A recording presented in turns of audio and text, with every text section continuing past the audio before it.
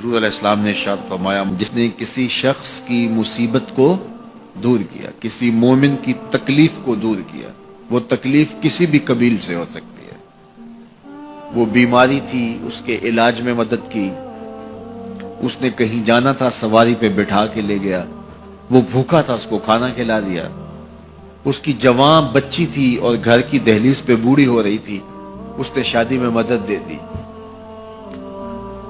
اس کی کوئی بھی تکلیف، کوئی بھی مصیبت جس میں وہ پھنسا تھا اس سے اسے نکالا۔ اللہ تعالیٰ اس کے لیے دنیا اور آخرت میں آسانیاں پیدا کرتا ہے۔ اگر آپ یہ چاہیں کہ میری زندگی سہل گزرے تو لوگوں کی زندگیوں کو سوکھا کر دو۔ بعض اوقات ہمارے رویوں سے لوگ اوکے ہوتے ہیں۔ ایک بندہ مجھے کہنے لگا کہ بڑی پریشانیاں ہیں، تو میں نے کہا اللہ کی مخلوق کے لیے آسانیاں پیدا کرو۔ تو اس نے کہا میں تو کسی کو کوئی تکلیف نہیں دیتا۔ میں نے کہا کہ آپ کے گھر کے سامنے گلی کتنی چوڑی ہے؟ تو وہ کہنے لگا 12 فٹ کی گلی ہے۔ تو میں نے کہا کہ آپ نے جو تھڑا بنایا ہے وہ کتنا آپ نے بنایا؟ کہتا 3 سیڑھیاں ہیں۔ تو میں نے کہا کہ یہ اللہ کی مخلوق کو تکلیف نہیں ہے؟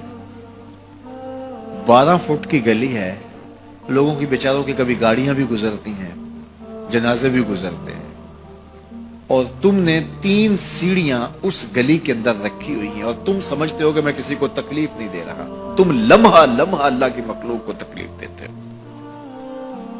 لمحہ لمحہ میں گزرا ایک گلی سے تو اچانک لائٹ چلی گئی تو میرا گھٹنا زور سے ٹکرایا تو زخمی ہوا۔ کتنے دن زخمی نہیں، پرانی بات ہے۔ تو وہ کسی نے اپنے گھر کے سامنے 3 فٹ اونچا گٹر بنایا ہوا تھا۔ 8-10 فٹ گلی ہے اور 2 فٹ کا گٹر اونچا بنایا ہے، اور گلی سے ہم جا رہے ہیں تو گھٹنا لگا اور زخمی ہوا۔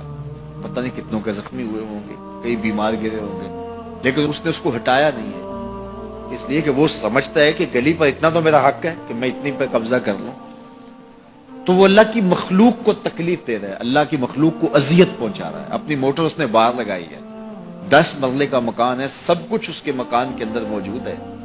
اس نے ایک ایک جگہ واش روم بھی اس نے بڑا چوڑا لمبا بنایا ہوا ہے، لیکن 3 سیڑھیوں کے لیے اندر جگہ نہیں ہے، 3 سیڑھیوں کے لیے باہر اللہ کی مخلوق کو تکلیف دے رہا ہے۔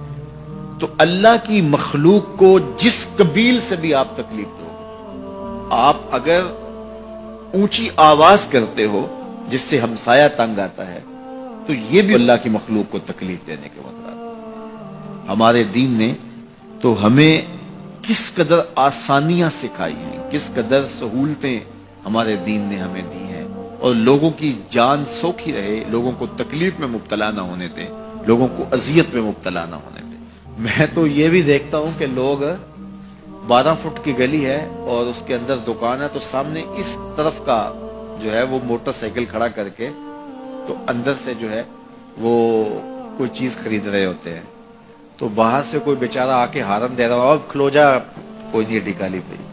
یعنی یہ بدتمیزی کی انتہا ہے، اور یہ ہمارے معاشرے کا المیہ ہے، لوگوں کے لیے اذیتیں پیدا کرنا، لوگوں کے لیے تکلیف پیدا کرنا، جبکہ ہمارے دین کی تعلیمات یہ ہیں کہ دوسروں کے لیے آسانیاں پیدا کرو، دوسروں کے لیے جو ہے وہ خیر پیدا کرو تو تمہارے لیے خیر پیدا ہوگی۔